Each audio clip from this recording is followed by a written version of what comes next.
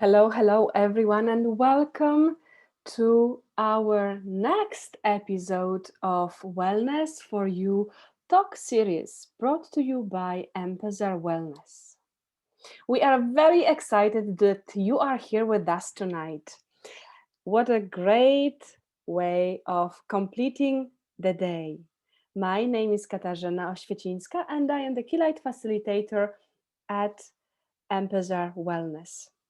We are very happy that you have joined us today because today's conversation is about creating a safe space in our minds. Now, that sounds quite mysterious to me, and I very much look forward to our guest speaker, Mrs. Desri Punvani, to start the talk. But before we do that, before we officially welcome Desri Ma'am, please let me tell you a little bit what we do and who we are.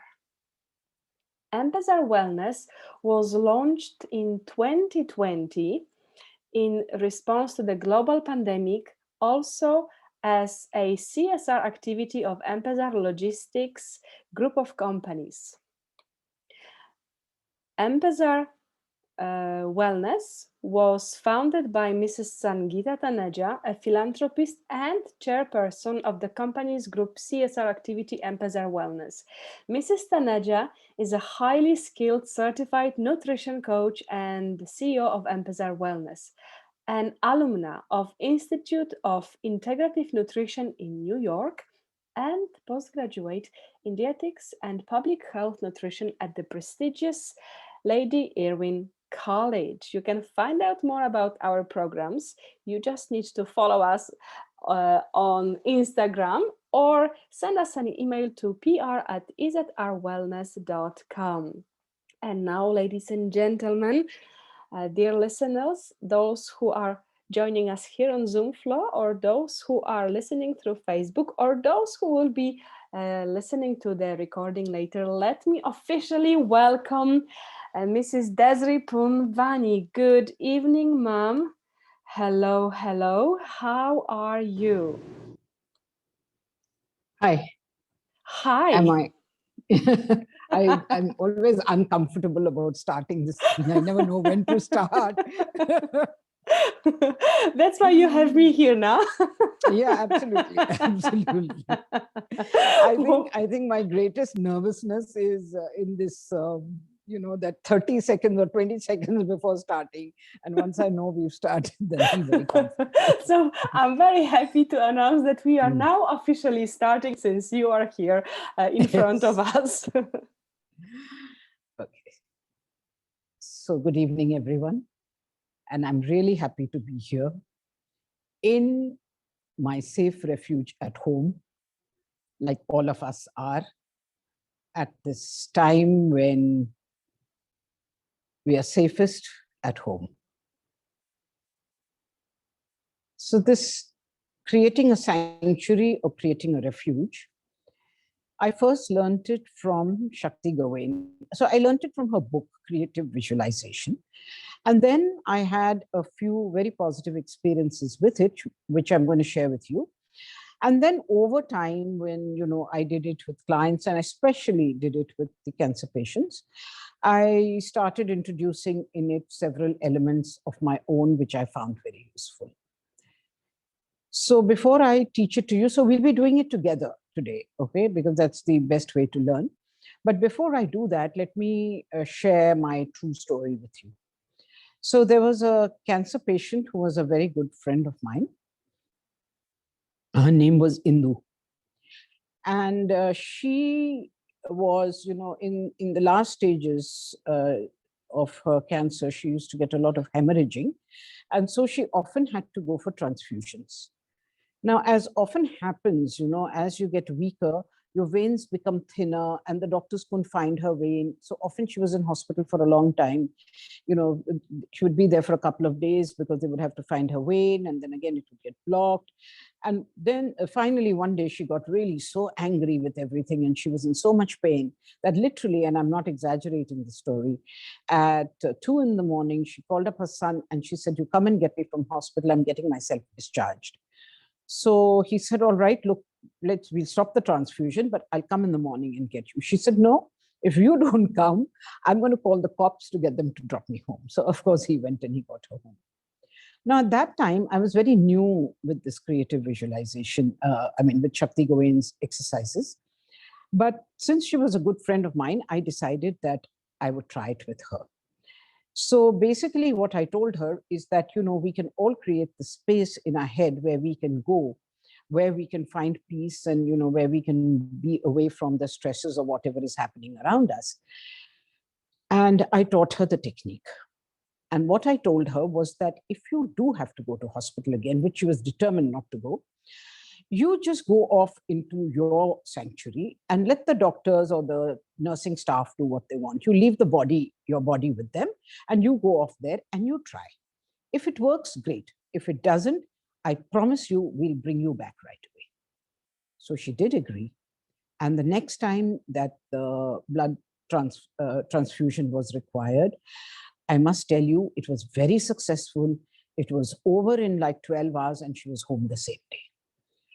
So when I spoke to her, she told me she had done exactly what we had discussed. She had just gone to this place she had created over several weeks, when we were working together.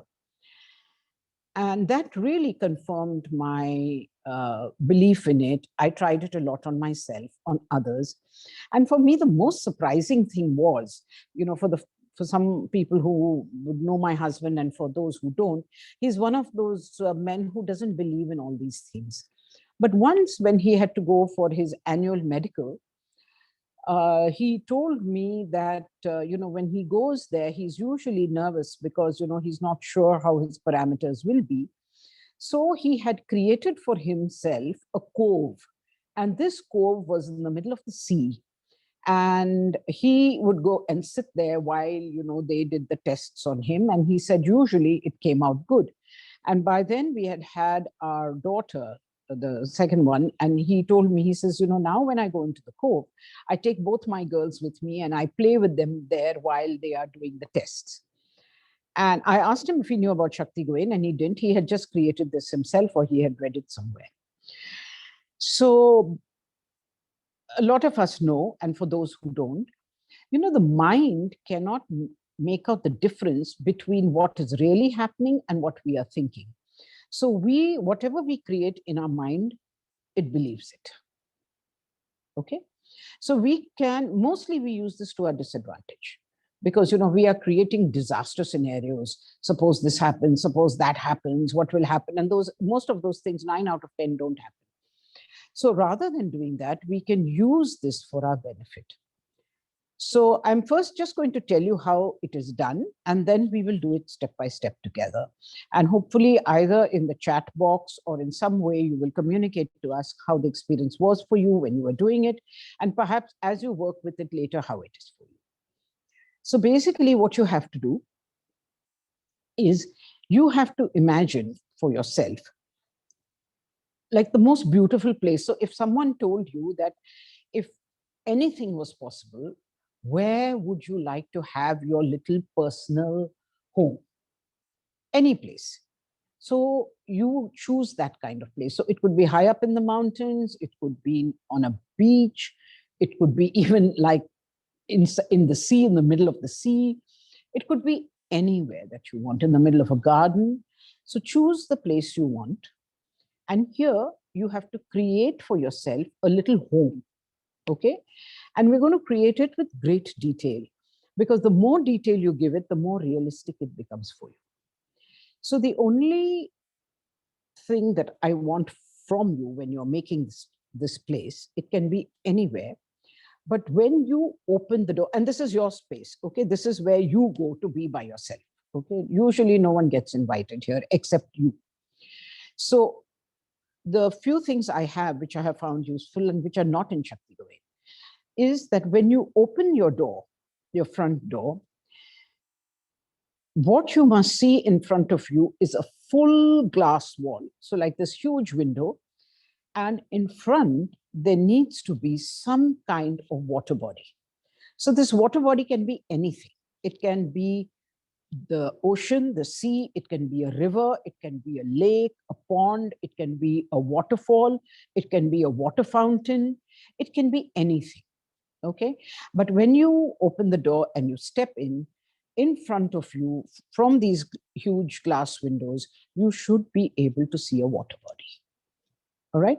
For the rest of it, you can have what you want. You want to have a garden, you want to have the mountains, anything. All right. The other thing that you need to have in this place of yours is a very comfortable chair for yourself.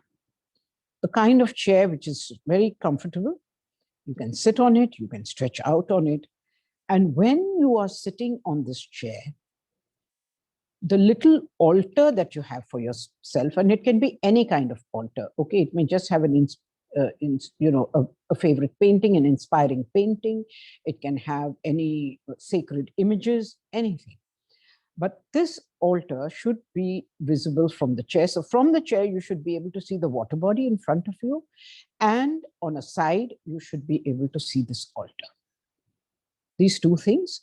And the third is that on the side, so in front, you have this glass wall. And on one side, you have your altar. And on the other side, you have another glass window, but that is made of stained glass, the type you find in the churches. So it can have any design. It can be a design of your creation, whatever you want, whatever inspires you, but it needs to be a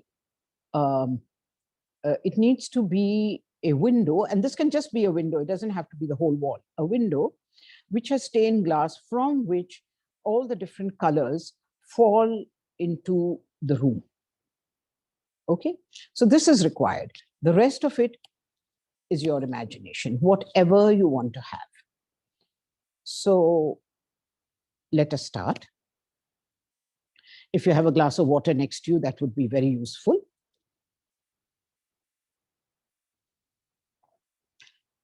Close your eyes. Sit comfortably. Keep your eyes closed. And imagine that you are walking along a path. And this path, again, can be the way you want it to be. It can be a road, it can be a path. But in front of you, there is a large bush, a fence-like thing, which has got a bush. And as you come to it, you see an opening.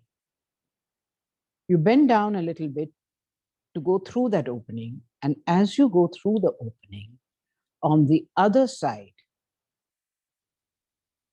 is this little refuge of yours. Now, this can be a cottage, it can be a large mansion, it can be a small house, it can be whichever way you want it. So you approach your sanctuary, this home of yours. This is the home of your inner life. And as you approach it, please take in all the details.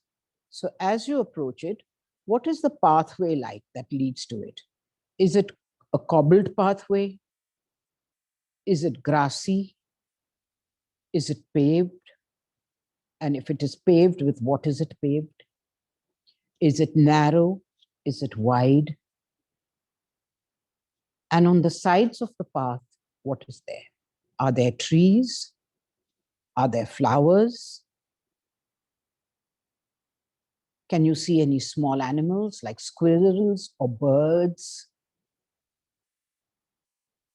Even a rabbit? Perhaps a hen with her little chickens?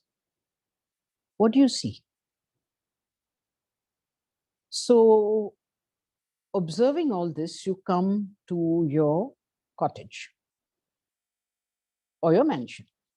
So I keep calling it cottage because mine in my head is a cottage. Now, what is the door like? What color is it? What is it made of? Is it a wooden door? What is the handle like? Observing that and the outside. Is it a brick wall? Is it made of stone? Is it modern, classical, clean lines? Observing all these things, you turn the handle and you enter your refuge. Now, as you enter this refuge, right in front of you is this glass wall. And outside, you can see your favorite water body. You can even have the sea coming almost up to your sanctuary. What do you see? Do you see a big waterfall in the distance? Do you see something nearby? Is there a water fountain in your garden? Along with that, do you see flowers? Once more, do you see any birds around? Observing this, you come in. Now, in this refuge of yours, in this sanctuary of yours, your favorite music is playing. And this music adjusts itself to the mood you're in. So at times when you enter, you may find that it is just a flute that is playing for you. At other times, there may be some retro music, old songs, there may be classical music.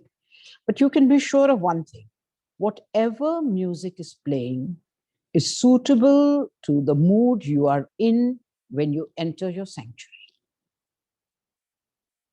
Look around, have a look at the flooring. What is it like? Is it bare floor? Is it wooden? Are there tiles? Are there carpets? Are there handmade rugs? What is there on the floor? And the walls. What is the color of the walls? Do you have some paintings up there? Have you got photographs? Whose photograph is there?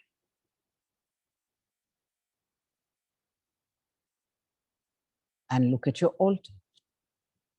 In your altar, there will always be a lamp burning. It's called an Akhand Jyot. Always it will be there. And on the other side, where there is the window, depending on the time of the day, various colors will be creating exquisite patterns on the floor or on the wall in front. And on that next wall, as you well know, is your little altar. This is your personal altar. It will have images you perhaps didn't even think that you would have there. You might find a shell. You might find a lotus. You might just find a pebble. And you might find certain statuettes, certain memories from the past. Perhaps a dried flower, a sweet wrapper,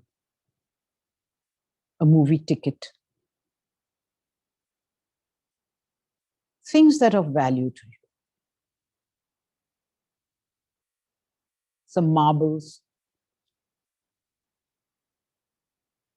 Now, sit on your chair. Breathe deeply. And feel all the tension draining from your body. And as you sit there, let's lighten up. Take your fingers, lightly start tapping. And this tapping you're going to actually do on yourself. Just a little bit of tapping. Just to loosen up whatever emotions are stuck there wanting to come out. Just over the chest, and then putting the hands together and your thumbs flat Can you see mine? I don't know. It has to be flat like that. You can tap on your sternum for a bit. I have the mic there, so that makes it a little difficult.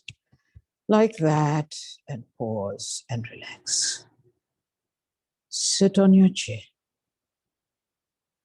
Breathe deeply. See the play of light and color. All the colors that you need for your healing will always be present here. And as you look at them, as you feel the fatigue drain from your body,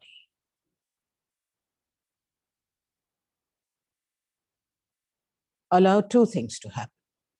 So whenever you come to your sanctuary, allow two things to happen. One,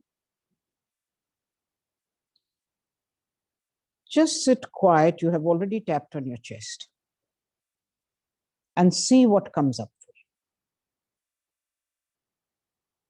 Is it a thought? Is it sadness? Is it happiness? Is a smile coming up for you? Are tears flowing? Or is some old memory coming up? Whatever is coming up, know that it has come to give you a message. Don't overthink it, just accept it. Allow it to be there. If there's sadness coming up, for once, say to the sadness, you always have a welcome space in my heart. Just as I keep joy, I keep and cherish you. Never feel that I want to push you away. You can always have a space in my heart. You are a part of me.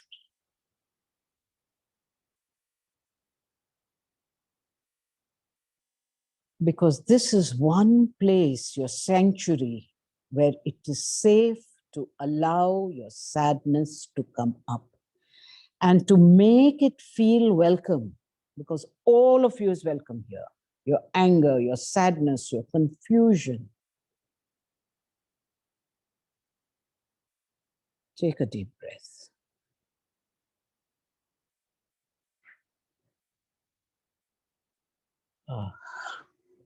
Even those old memories that sometimes you push away. See which part of the body you feel it and tell it, you can stay here for a while. Whenever you feel you want to come and go, you can. I have a space for you because you are part of my life. So first and foremost, allow whatever is coming up, let it come up. The second thing you do in your sanctuary is ask a question. Perhaps something bothering you, something you don't know what to do about. So if there's anything like that, ask the question. Look at that play of light and color. Look at the altar. Look out of the window at the scenario outside. Perhaps by now the lights have changed. Just look at it and trust that you will get the answer. Sit here for as long as you wish. When you actually do it in your mind, it may just be for a moment, a minute or two. You want to sit there longer? You sit there longer. Your music is playing. It can change as per your mood. And when you feel calm enough and you're ready, you can just thank your space, open the door, move out towards the bush, and then out. Now remember, there are times you will only have maybe 30, 40 seconds to come here. There are times you could do it for a few minutes. But whenever it gets stressful, use these few minutes. You can make an excuse to go wash your hands or use the toilet or just step out for a minute. Come into your sanctuary. See what your body is saying to you. See what is coming up for you. Allow it to be there. Ask your question and step back. Over time, you will become very familiar with your sanctuary. Over time, it may change as per your need. Whatever happens, this is your space. This is where you can go. And I often tell my cancer patients that even if they're sitting for 3 hours in the OPD or for 5 hours having their chemotherapy, there is no power that can keep them there if they wish to be elsewhere. So usually we say, be in the present. I am saying that at times it is useful and beneficial to not be in the surroundings just for a short while, so that we can go refresh ourselves, energize ourselves, connect with our center, our intuition and our wisdom, and step back again. So please use your sanctuary.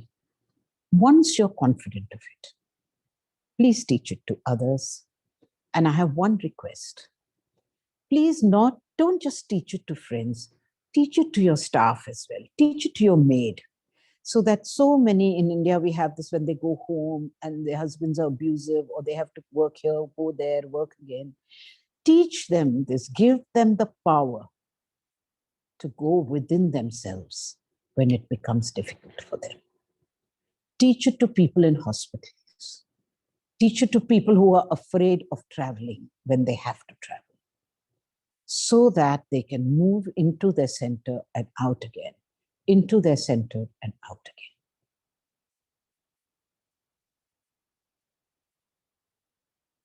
I'm so happy that I could teach you this today, because it's been so useful for me at this time. And I just really, really, really wanted to share it with everyone. So thank you for giving me this opportunity. And I'm so delighted we spent time together. If there are any questions, I'll be very happy to take them. That feels really relaxing. I enjoyed it. How about our listeners? Let's see what they are saying. Let's see if we have any questions. You are now should be able to type the questions publicly, so please share any questions. We have comments saying thanks, superb, thank you Desiree, thank you madam. Someone said beautiful feeling. Yes. Yeah, but do it. The more you do it, the more real it becomes, the more you connect with it, the more in a flash you can go there and then come back again. And we can do it just like that. We just need to sit in a space where no one disturbs. And sit, stand, lie down. Lay down. I'm afraid that if we lay down, we will just fall asleep. Well, it's not such a bad thing if you're not getting sleep at night. True. Someone says, I had great feelings. Suppose you have sad feeling, then what? She had what feelings? Sad feeling, then what? Yeah, so I really want to explain this. See, the sad feeling is in us, right? It's not coming from outside. It's not coming with the air. What happens is usually we don't want to acknowledge it, or we want to push it away. When we are in the safe space, after all, everyone needs acknowledgement. Everything needs it. Everything needs to feel accepted. So when we say to it, you can be here as long as you wish, I can look after you, we have already separated it from ourselves. Can you see that? We are not saying I am sad. We are saying there is sadness in me. So when we do that and a feeling feels accepted, then you will be surprised how it will transform. Basically, it's just like how a child is, when they're throwing a tantrum and then you accept them and you hug them. The tantrum dies down when you say, it's all right. I love you however you are. And the child calms down. And it's the same with sadness. It's just saying, look, please accept me. I'm also here. And we say, yes, you can be here. I'm okay with that. I can look after you. It's extremely powerful because you're not identifying, but you're giving it its own identity. And you're acknowledging it for what it is. Can you feel that difference, Kat? 100%. And Yeah. especially when I know that it's about observing, there is a part of Exactly. me that feels not all of me, but just a part of me. So what happens when we tell people observe your feelings, they don't really know how to do it. But the moment you start talking to it, and saying this, this may take a few minutes more, but I really want to share something which has moved me tremendously in the last few days. So there's this friend of my daughter's, so he's in his early 30s, and his father was in the last stages and he was in hospital, and he went in with some complications, but then he had COVID. So there was all that thing about, not being able to see him without the PPE suit and all. So this boy told me, he says, when I was going to the hospital to meet my father, and the boy himself had just recovered from COVID, okay? And he was grateful that his father had not passed on in the meanwhile. So he went there in his PPE suit, he went. So he says, when I was going to the hospital, in my mind, I thought, okay, I think we need to let go of him. It's time for him to go. He's suffering a lot, whatever, how we process these things. Okay. But he said, the moment he saw his father, he thought to himself, who am I to decide whether he should go or not, whether that suffering is enough or not, or whatever. So he sat and he spoke to his father and he told him, he says, Dad, if you need to go, we are okay with it. There are 3 brothers. And the other brother also later spoke to his father. He says, if you need to go, it's fine. We can look after ourselves, and it'll be difficult for us, but we will manage. We are okay to let you go. But if for any reason you feel you want to stay still, we are capable and willing and happy to look after you for as long as it takes. So don't go because you might feel that we now want you to go. You can stay even in this physical state, and it will be our privilege to look after you. And he told me that when he said that to his father opened his eyes. And he felt, the father couldn't talk, but this boy felt this overwhelming feeling of unconditional love for his father. And the next day, his father started going down and peacefully passed away. So perhaps the father was waiting for this feeling of unconditionally being accepted.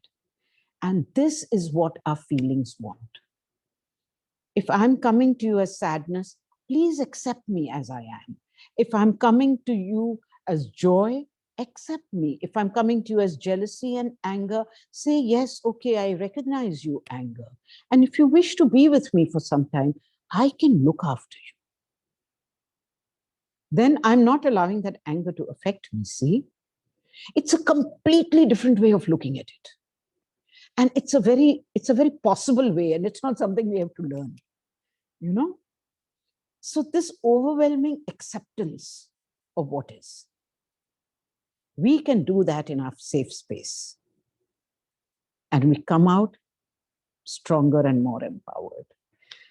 I find this willingness to accept things so moving and so empowering in ourselves that I think if we can just do this one thing, we will be able to love ourselves unconditionally also, truly. So let's do it. Yeah. Let's just love ourselves and accept every part of ourselves. Yes, even those dark parts that might be a little bit stubborn or really sad. Yeah. Exactly. It's like, when you have some old clothes and they get a little stain, it's a stubborn stain, but you still want to wear it because you love it so much. Like that. Exactly. Do we have time for one more question? Okay. because this is a little bit different. It is related Yeah. to pain. So there's a question: how does one go in the safe space when in the middle of pain, for example, chemo or dialysis session? Okay, so this is the time it has been found to be most useful. Truly, I have done it with countless people. And when they are going there, what they do is they tell themselves that the medical staff have to do what they have to do. I don't have to be present there while they are doing their thing because I trust them. They will do a good job with it. I can go off where I want. And it's not so difficult. All of us these days have this capability. Wherever we are looking at ourselves and we are never present. At that time, we are in another virtual world, an altered reality, right? So it's not that we don't know how to do it. We're doing it all the time. But here, we consciously move to a more empowering space.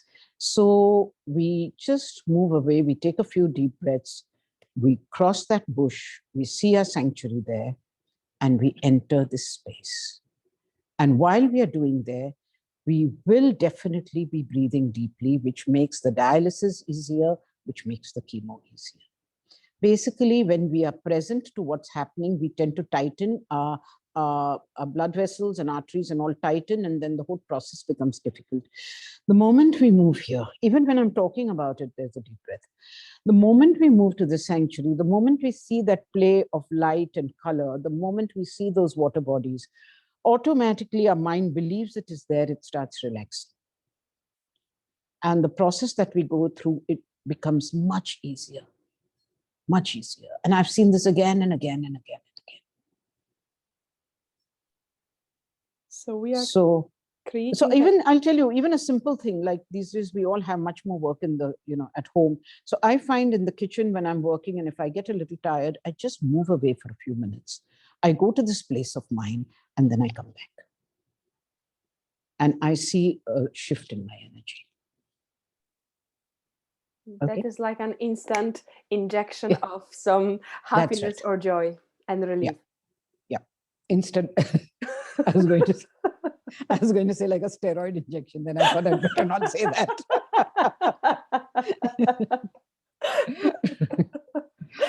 A special dose of vitamin of J, joy, and That's right. happiness. Vitamin J or whatever. Yeah. I believe that Okay. today's That's it. conversation is going to help a lot of us to find that space. And Yeah. if we're talking to someone, right, and they're not reacting to us, then we know they are in the safe space. That's right. Zoned out. Can you imagine between husband and wife, the husband saying, again, you've got to be there. How many times I've told you to be present to me when I'm complaining? And the wife has gone It is away. like, sorry, I'm in my Zen space. And it can, actually, it can be the Zen space. That's what we should call it, the Zen space. I think like that's a wonderful word for it, for the refuge, the Zen space. So let's make sure that we all Yeah. start practicing creating that Zen Yes. space in our minds for the highest will and good of all. And may we all bring that Zen space to our life, and may we teach others this very Yes. simple yet powerful technique. That's right. So let's end with the prayer that whatever merits we have earned today, we share with all beings everywhere. May all beings live in peace. May all beings experience joy. Thank you.